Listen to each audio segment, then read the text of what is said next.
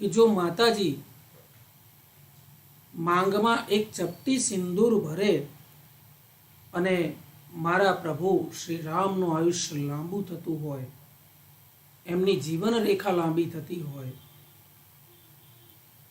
તો હું આખા શરીર ઉપર જો સિંદૂર લપેટી દઉં, ભરી દઉં, તો મારા પ્રભુનું આયુષ્ય કેટલું બધું લાંબુ બને, એમની જીવન રેખા અનંત કાળ સુધી ટકી રહે.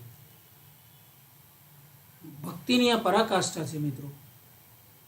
અને હનુમાનજી ભક્તિની પરાકાષ્ઠાનું એક ઉદાહરણ છે.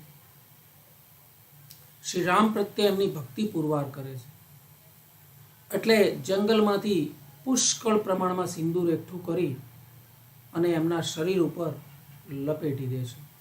આખું શરીર સિંદૂરથી લથપથ.